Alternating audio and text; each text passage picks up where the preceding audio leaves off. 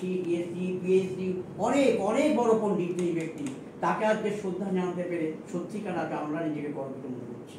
আসুন এবার রাকেশদা যদি কিছু বলেন বা আপনাদের পক্ষ থেকে কর্মচারীর পক্ষ থেকে যদি দু চার কথা বলেন বলুন, তারপর আমাদের ভিডিও সাহেব বলবেন।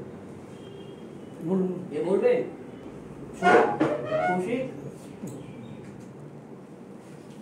আপনি বলে 14 এপ্রিল আমরা সবাই সমবেত হয়েছি আমাদের বহরমপুর আমার চেম্বারে বহরমপুর পঞ্চায়েত সমিতি তথা বহরমপুর ব্লকের তরফ থেকে আজকে পূর্ণাত্মা শ্রী বি.আর.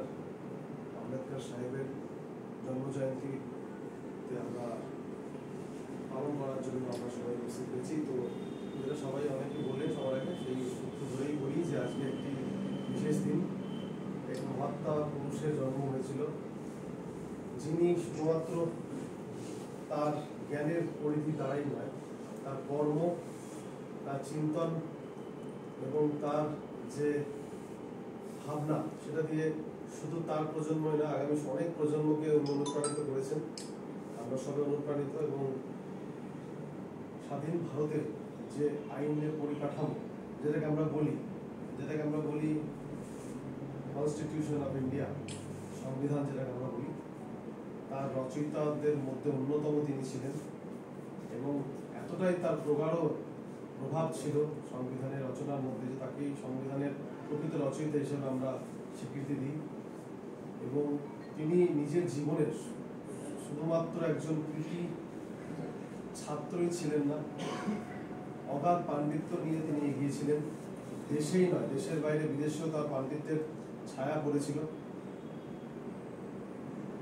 ভারতবর্ষ ছাড়াও দিল্লিতে, লন্ডনে, আমেরিকার বিভিন্ন জায়গাতে তিনি বিভিন্ন রকমের ডিগ্রি পার্সু করেন এবং তার পাণ্ডিত্যের স্বীকৃতি বিভিন্ন জায়গা থেকে তাকে বিভিন্ন রকমের উপাধি ভূষিত করে দেওয়া হয়েছে। তিনি শুধুমাত্র আইন বিষয়ে নয়, আইন ছাড়াও সমাজ সংস্কার, সামাজিক বৈষম্য, জাতপাত সব বিষয়ে তার প্রগাঢ় আলোচনা রয়েছে, গ্রন্থ রয়েছে এবং সেগুলো যদি আমরা অধ্যয়ন করি, আমরা হয়তো সবাই তার সমস্ত কাজ অধ্যয়ন করা হয়তো সুযোগ এখনো পাইনি। আমি সবার উদ্দেশ্যে একান্তভাবে বলবো যে আপনারা অবশ্যই বি.আর. আম্বেদকর সাহেবের যে গ্রন্থাবলী রয়েছে সেগুলো অধ্যয়ন করবেন। আপনাদের সন্তান সন্ততিদের উদ্দেশ্যে সেই গ্রন্থ অধ্যয়নের জন্য আপনারা চেষ্টা করবেন। আমি এটুকু বলতে পারি, আমি নিজে যেটুকু পড়েছি, যে ওনার যে ভাবনা ছিল, ওনার যে দিগদর্শন ছিল, সেটা অনন্য। মানে তার মতো এরকম মার্গপ্রসারী ব্যক্তি যে ভবিষ্যতের মার্গদর্শন করে গেছেন ভারতের, এরকম হয়তো পাওয়া খুব মুশকিল। তার মূল কিছু কথা যদি আমরা আলোচনায় আসি, তাহলে বলতে হবে যে তিনি যে কথাগুলো বলেছেন তার মধ্যে কয়েকটি জিনিস তিনি বারে বারে বলেছেন, যেগুলো তার মূল ভাবনার অংশ, সেগুলো আমি ছুঁয়ে যেতে চাই। যার মধ্যে তিনি একটা কথা বলেছিলেন যে আমাদের সবাইকে, বর্তমান প্রজন্ম, ভবিষ্যৎ প্রজন্ম সবাইকে উদ্দেশ্য করে একটা কথাই বলেছিলেন যে কোনো কিছুই যেন আমরা নীরবে বা কোনো প্রশ্ন ছাড়া অ্যাকসেপ্ট না করি, গ্রহণ না করি।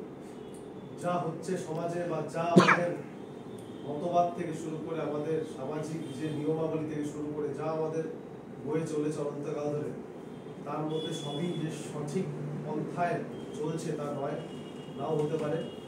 সবসময় নিজের মনের মধ্যে প্রশ্ন থাকতে হবে যে যেটা হচ্ছে সেটা কি সঠিক, সামাজিক ন্যায় কি আমরা করতে পারছি সকলের প্রতি, নিজেদের প্রশ্ন করতে উনি বলেছিলেন। ক্রিটিক্যাল থিঙ্কিং বা বিচার নিজেদের, সেটা উনি বিস্তৃত উন্মোচিত করতে বলেছিলেন এবং আমাদের কর্মকাণ্ডের দ্বারা যতটা সম্ভব এই সামাজিক ন্যায় প্রতিষ্ঠিত করার জন্য উনি ডাক দিয়েছেন। উনি বলেছিলেন কোনো কিছুর মধ্যে থেকে যদি সামাজিক ন্যায় না পাওয়া যায় তাহলে সেখান থেকে বেরিয়ে আসতে হবে, বেরিয়ে এসে সামাজিক ন্যায় প্রতিষ্ঠা করার জন্য যা করণীয় সেটা করতে হবে এবং সেটা তিনি নিজের জীবনেও করেছেন। তিনি শুধু হিন্দু ধর্মের জন্যই না, হিন্দু ধর্ম, বৌদ্ধ ধর্ম, মুসলিম ধর্ম সব ধর্মের উদ্দেশ্যেই বলেছিলেন যে সব ধর্মেরই যে মূল সুর, সে মূল সুর হচ্ছে সাম্য, ঐক্য। সে ঐক্যের কথা, সেই বাণী যেন আমরা কখনো বিস্তৃত না হই।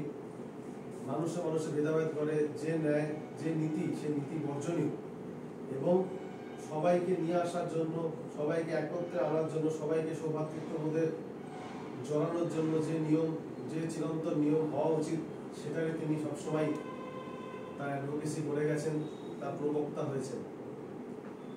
তিনি একটা কথাই বলতেন যে আমাদের ধর্মগ্রন্থ বলুন বা নীতিগ্রন্থ বলুন, যেখানে যা কথা লেখা রয়েছে সেগুলো সবসময় যে আমাদের অন্ধভাবে মেনে চলতে হবে তা নয়, দেখতে হবে তার থেকে সামাজিক বিভেদ বা সামাজিক যে অবক্ষয় সেটা কতটা মূল্যায়ন করা যাচ্ছে। যদি সেটাতে মূল্যায়ন কোথাও কোনো অন্তরায় হয়ে দাঁড়ায়, কোনো স্ক্রিপচার বা কোনো বইয়ের লেখন, তাহলে সেই লেখন খণ্ডন করতে হবে। উনি নিজেও সেই খণ্ডন করেছেন, এবং উনি যখন প্রচার করেছেন উনি একটা কথাই বলেছেন যে হিন্দু ধর্ম মানে শুধু কয়েকটা নিয়ম মানা নয়, মনুস্মৃতি মানা নয়। হিন্দু ধর্ম মানে হচ্ছে অনেক গভীর, অনেক ব্যাপক। নিজেকে হিন্দু ধর্ম বলতে, হিন্দু বলতে যা বোঝায় সেটাকে অনেক বিস্তৃতভাবে উনি বলেছেন, অধ্যয়ন করেছেন, আমাদের শিখিয়েছেন। কাজেই সেই জিনিসটা থেকে আমাদের এখানে বুঝতে হবে যে শুধুমাত্র একটা ধর্ম বা একটা জাত পাত এই ধরনের জিনিসগুলো থেকে যেন আমরা কখনোই বর্ধিত না হই, আমরা যেন কখনো কোথাও আমাদের হাতে পায়ে যেন শেকল না পড়ে। আমরা যেই যেখানে থাকি, যে ধর্মেরই হই, যে সমুদায় ভুক্ত হই বা যে সম্প্রদায় ভুক্ত হই, সেখানে আমাদের সবসময় মানতে হবে যে আমরা সবাই আমাদের অধিকার সবসময় সমান, এবং বিশেষ করে সমাজে যারা নিপীড়িত, বিশেষ করে যারা অনেক বছর ধরে নিষ্পেষিত, অনেক বছর ধরে যারা বঞ্চিত, তাদের অধিকার যেন কোনো মতেই বঞ্চনার শিকার চিরদিন না হয়। তাদেরকে সমান অধিকার দিয়ে সমাজে অন্যদের মতো সমানভাবে তাদের পথ বিস্তৃত করতে হবে, এবং দেখতে হবে যে সে যেন কখনোই সমাজে পিছিয়ে না পড়ে, তাকে যেন পিছিয়ে না দেওয়া হয়। এই কাজটা খুব বড় কাজ, আমাদের সবার মনের মধ্যে এই কাজটাকে আনতে হবে। আমাদের কর্মে, চিন্তায়, ভাবনায় সবসময় এই বাণী আর এই ভাবনা যেন সবসময় থাকে। আমরা যেন কখনোই ভুলে না যাই যে আমরা একটি অত্যন্ত গৌরবময় অতীতের আমরা বংশধর। ভারতবর্ষের যেটা সর্বধর্ম সমন্বয়ের দেশ, যেখানে সব জাতি, সব ধর্মের মানুষদের একসময় সমগ্র বসবাস ছিল। পরে যা হয়েছে ইতিহাসের পাতায় আমরা যা সহ্য করেছি বা আমাদের সাথে যা হয়েছে ব্রিটিশ নিপীড়ন থেকে শুরু করে আগামী দিনে যা সমাজ সমস্যার সম্মুখীন আমরা হচ্ছি বা হব, সেখান থেকে আমরা যেন সবসময় প্রসারিত দৃষ্টিভঙ্গি নিয়ে এগোই। সবার উপরে মানবিকতা, সবার উপরে সেই মানবিকতার উন্মেষ ঘটানো, জনমানুষের শিক্ষা প্রদান, শিক্ষার আলো প্রসারিত করা, যেখান থেকে জাতপাত, ধর্মের বিভেদ, ধর্মান্ধতা থেকে শুরু করে সামাজিক অস্পৃশ্যতা থেকে শুরু করে সবকিছুকে দূরে সরিয়ে সমাজ সংস্কারকে যেখানে এগিয়ে দেওয়া হবে, সেই মানসিকতার উন্মেষ যেন আমাদের মধ্যে ঘটে। আগামী দিনে পথ চলতে গিয়ে আমাদের দৃষ্টিভঙ্গি যেন কখনোই সংকুচিত না হয়। সবসময় যেন আমরা দেখতে পারি যে আমাদের দ্বারা বা সমাজে অন্যদিকে যেন যে কোনো সম্প্রদায়ভুক্ত হোক, যে কোনো ধর্মের হোক, যে কোনো মানুষ হোক, যে কোনো শ্রেণীভুক্ত মানুষ হোক, তাদের অধিকার যেন কখনো বঞ্চিত না হয়, এবং আমরা যেন নিজেদের শিক্ষিত, নিজেদের সংগঠিত করতে পারি আমাদের উদ্দেশ্যে, এবং এই আলো যেন চারিদিকে ছড়িয়ে পড়ে। মাননীয় শ্রী আম্বেদকর সাহেব যে আলো আমাদের মধ্যে ছড়িয়ে দিতে চেয়েছিলেন, তো শুধু আমাদের আজকের এই দিনটা আমরা পালন করলাম শুধু সেটুকুই নয়, এই মানবতার ধর্ম যেন আমরা চারিদিকে ছড়িয়ে দিতে পারি আমাদের নিজেদের কাজের দ্বারা।